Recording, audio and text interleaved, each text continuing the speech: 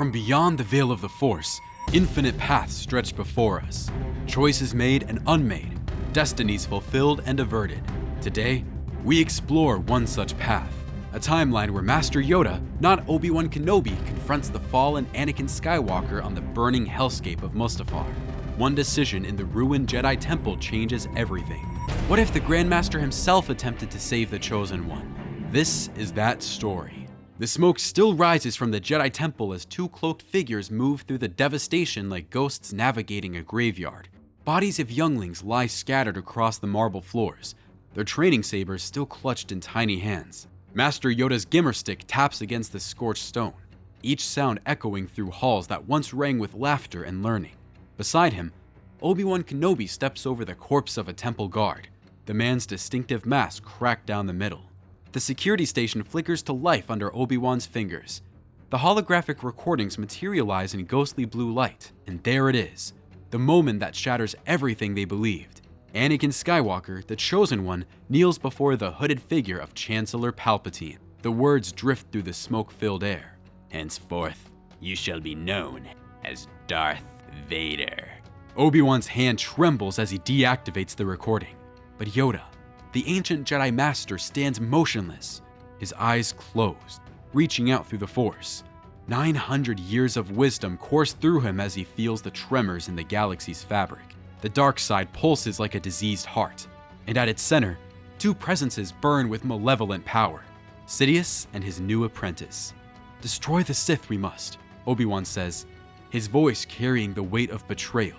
He expects Yoda to claim Sidious, to take on the Master while he faces his former apprentice. It's the logical choice. Yoda is the only one with the power to match the Dark Lord. But Yoda's eyes snap open, and in them burns a terrible understanding. "No," he whispers, and the word carries centuries of accumulated sorrow. "Mistake that would be. The fulcrum of darkness young Skywalker has become. Save him. We might still. Without Vader, fall Sidious will." The Grandmaster turns to face Obi-Wan fully, and suddenly, the younger Jedi sees not their revered teacher, but an ancient being who has watched republics rise and fall, who has trained generations of Jedi only to see them cut down in a single fight. "To face Sidious, you must go. Distract him, you will. To Mustafar, I will travel. One last lesson for young Skywalker I have." Obi-Wan wants to protest. Every instinct screams that this is wrong, that Yoda alone has the power to defeat Sidious. But he sees something in the old Master's eyes, not just determination, but a desperate hope. Yoda doesn't just want to stop Vader, he wants to save Anakin. They separate at the temple's ruined entrance. Obi-Wan heads to retrieve Padmé, knowing she alone can lead them to Anakin. Yoda makes his own preparations, gathering medical supplies and arranging extraction with Bail Organa, contingencies for multiple outcomes. The senator from Alderaan, already suspicious of Palpatine's power grab, positions his security forces near the Senate building, ready to monitor any disturbance. The Nubian yacht cuts through space toward Mustafar, its chrome hull reflecting the stars that seem dimmer now, as if the galaxy itself mourns. Padmé Amidala sits in the pilot's chair, her hands gripping the controls with white knuckles. Behind her, hidden in the shadows of the cargo hold, Yoda waits, his presence in the Force carefully masked. Obi-Wan follows in his Jedi starfighter, maintaining communication silence, but ready to break away toward Coruscant once they confirm Anakin's location. As the ship descends through Mustafar's ash-choked atmosphere, the volcanic world spreads before them like a vision of hell itself. Rivers of lava snake between obsidian peaks, and the mining facility perches precariously on its collection platforms, connected by narrow bridges that span bottomless chasms of molten rock. The air itself seems to burn. Padmé lands the ship with practiced precision, though her hands shake. Through the viewport, she sees him, Anakin, her husband, standing at the edge of the platform with his new cloak billowing in the sulphurous wind. Even from here, she can feel the darkness radiating from him like heat from the lava flows. Behind them, Obi-Wan's fighter peels away, beginning its journey to Coruscant and his impossible mission. She descends the ramp, and their conversation unfolds as destiny originally intended. Anakin's eyes, once blue as Naboo's lakes, now burn yellow with Sith corruption. He speaks of his new power, of the Empire they'll rule together, of the peace he'll bring through order and control. Padmé pleads with him, tears streaming down her face, begging him to come away with her, to leave all this behind. You're going down a path I can't follow, she sobs, and that's when she sees him. Master Yoda emerging from the ship, moving with deliberate slowness, his gimmer stick tapping against the metal platform. Anakin's face contorts with rage, but there's something else there. Surprise, even fear. Yoda is not who he expected. Master Yoda, he says. His voice carries a tremor that wasn't there moments before. You shouldn't have come. The ancient Jedi regards his former pupil's pupil with intense sadness. 800 years of training Jedi, and it comes to this. Facing a fallen hero on a world that burns. Come, I must, Yoda says, his voice carrying over the roar of the lava. End this path, you still can. Not too late it is, young Skywalker. But Anakin's surprise transforms into fury. With a roar of betrayal, he force chokes Padmé, lifting her from the ground. You brought him here to kill me, he screams. But Yoda raises a hand, and with a gesture, breaks Anakin's hold. Padmé collapses, unconscious but breathing. The medical droid Yoda brought, 2-1B, requisitioned from the temple's surviving resources, emerges from the ship and immediately begins attending to her, moving her to the ship's medical bay. Your anger, your fear, Yoda observes. Stronger than your love, they have become. This, the path of the Sith is. The Jedi betrayed me, Anakin snarls, his hand moving to his lightsaber. You betrayed me. You held me back, all of you. You feared my power. Yoda shakes his head slowly. Feared for you, we did. Feared what fear would make you become. Proved right, we were. The blue blade ignites in Anakin's hand, and Yoda's green saber answers. But the Grand Master doesn't attack. He stands in perfect stillness, a pool of calm in an ocean of rage. Your mother's death. Feel it still, you do. Your fear of losing Padmé. Consuming you, it is. But birth to new life, she will give. Save her. The dark side cannot. Only prolong suffering, it will. For a moment, Anakin wavers. The yellow flickers in his eyes. But then, Sidious's training takes hold, and with a roar, he launches himself at the diminutive Jedi Master. The duel that follows defies description. Yoda, despite his size, moves like liquid mercury, flowing around Anakin's powerful strikes. Where Obi-Wan would have matched Anakin's athleticism with his own, Yoda fights with 9 centuries of experience. He doesn't just deflect Anakin's attacks, he redirects them, using the young man's own power against him. They move across the mining facility in a deadly dance. Anakin's raw power meets Yoda's refined technique. Platforms collapse under the force of their battle. Support beams melt from deflected lightsaber strikes. The very facility begins to come apart around them. Meanwhile, in the Senate chamber on Coruscant, Obi-Wan Kenobi faces his own impossible battle.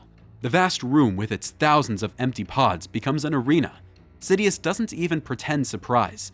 He knew someone would come. That it's Kenobi instead of Yoda seems to amuse him. Master Kenobi, Sidious purrs, his lightsaber igniting with a sound like breaking bones. How disappointing. I expected someone more substantial. Obi-Wan says nothing, falling into the familiar stance of Form 3, Soresu, the most defensive of all lightsaber forms. He knows he cannot match Sidious's power. He can only survive, only buy time, only hope that whatever Yoda attempts on Mustafar succeeds. He also knows Bail Organa's forces monitor from a distance, ready to provide extraction if the opportunity arises. A thin lifeline in an ocean of darkness. The Dark Lord attacks with the fury that makes Anakin's rage seem like a candle beside a star. Lightning crackles from his fingers. Senate pods tear free from their moorings and hurtle through the air. Obi-Wan deflects, dodges, endures. His defensive style, perfectly suited to surviving impossible odds, keeps him alive minute by minute. But he's being driven back, overwhelmed by the sheer dark power of the Sith Lord. Back on Mustafar, the duel reaches its crescendo. Yoda and Anakin stand on a collection arm suspended over a lava river. The metal glows red hot beneath their feet. Anakin's strikes become more desperate, more wild. The precision that Obi-Wan taught him dissolves into pure aggression. See what you have become, Yoda says between clashes. The very evil you swore to destroy. I have brought peace, Anakin roars. I have brought justice. Your peace is built on the bodies of younglings, Yoda counters. And for the first time in the fight, he goes on the offensive. His small green blade becomes a blur, and suddenly, Anakin's lightsaber goes flying, disappearing into the lava below. The Chosen One falls to his knees, and Yoda stands over him, lightsaber raised. This is the moment. One strike, and the Sith's greatest weapon falls. But Yoda hesitates, seeing not Darth Vader, but the 9-year-old boy who once asked if he could be trained. The young man who saved so many during the Clone Wars. The hero who fell trying to save someone he loved. "Still within you, the light is," Yoda whispers, lowering his blade slightly. "Feel it, I can. Fighting the darkness, it is." It's a mistake born of compassion. Anakin's hand shoots out, not reaching for a weapon, but channeling pure dark side energy. A massive force push, fueled by desperation and rage, lifts Yoda and hurls him toward the lava. The ancient master catches himself with the force, landing hard on a lower platform, but not before the intense heat sears his skin. He lies there, badly burned, his strength failing. Anakin rises, victorious, but hollow. He starts to walk away, but his injuries, the exhaustion from fighting the Grand Master, the spiritual wound of his choices, the toxic fumes he's been breathing, overwhelm him. He collapses at the edge of the platform, his body beginning to fail him. In his arrogance, he thought himself invincible after defeating Yoda, but the cost of channeling such dark power without his lightsaber has torn something inside him. On Coruscant, Sidious suddenly stops mid-strike. His eyes widen as he feels his apprentice's agony through their force bond. "It seems your master has failed," he hisses at Obi-Wan, who lies bloodied on the Senate floor. "But my apprentice still lives." Without another word, he flees to the chamber. Moments later, Bail Organa's security forces storm in, having waited for the Sith Lord's departure. They pull the barely conscious Obi-Wan to safety, rushing him to a medical facility. Yoda summons his last reserves of strength. Though burned and battered, 900 years of force mastery allow him to drag himself back to Padmé's ship. The medical droid, still working on the unconscious senator, helps the Jedi Master aboard. With trembling hands, Yoda activates the autopilot, setting course for Polis Massa, the asteroid medical facility where Jedi survivors have begun to gather.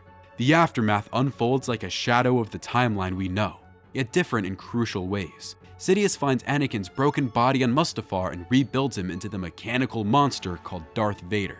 But this Vader is different. He defeated the Grand Master of the Jedi Order, yet that victory feels hollow. Yoda's final words haunt him.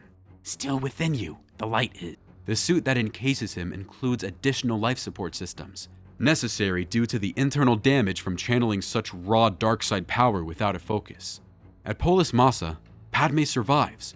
Without the complete heartbreak of seeing Obi-Wan cut down her husband, without bearing witness to his full transformation, she clings to life long enough to deliver Luke and Leia.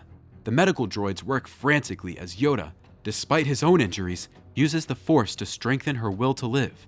She pulls through, barely, and is hidden away on Alderaan with Bail Organa, becoming a shadow architect of the rebellion that will one day rise. Leia grows up knowing her mother, shaped by Padmé's strength and diplomatic genius along with Bail's courage. Luke still goes to Tatooine with Obi-Wan, who recovers from his duel with Sidious, but now carries not just the weight of losing his apprentice, but the visceral knowledge of the Emperor's overwhelming power, a darkness he barely survived. The experience has marked him. He knows that when the time comes, neither he nor Yoda can face Sidious directly. Only the next generation might have that strength. Yoda retreats to Dagobah, his body scarred by the flames of Mustafar, his spirit bearing an even deeper wound. He had the chance to end Vader and stayed his hand. That mercy may have doomed the galaxy, or perhaps preserved the only hope for its salvation. In his exile, he meditates on this choice, knowing that the Chosen One's destiny remains unfulfilled, that the balance of the Force still tilts toward darkness. The Empire rises as it was always meant to. Darkness falls across the galaxy, but in this shadow universe, the pieces on the board have shifted. Padmé lives to guide the early rebellion, feeding intelligence through hidden channels, teaching Leia the art of resistance from childhood. Vader knows that Yoda, the greatest of all Jedi, believed light still existed within him, a knowledge that gnaws at him during every meditation in his chamber. The twins grow up shaped by different forces, one with a mother's love and political genius, one with a guardian's guilt and hard-won wisdom. The galaxy spins on, forever changed by one decision in the Jedi Temple, when an ancient master chose to face the apprentice instead of the master, when he chose to try to save a soul rather than simply destroy it. The Clone Wars end not with the clear-cut fall of Anakin Skywalker, but with the muddy, complex reality that even in the darkest beings, light might still flicker. And in that flicker, perhaps, lies hope. The stars continue their ancient dance, indifferent to the struggles below. Yet somehow, in this alternate thread of destiny, they seem to shine just a little brighter. Or perhaps that's just the fires of rebellion, kindled earlier, burning hotter, guided by a mother's hand and a father's regret, waiting for the day when the children of Skywalker will rise to restore balance to the Force. If you enjoy this journey into an alternative Star Wars universe where destiny takes unexpected turns and balance means something entirely different, make sure to subscribe to our channel. We explore the infinite possibilities hidden within the galaxy far, far away, asking the questions that reshape everything you thought you knew. The Force has many paths. Come discover them with us.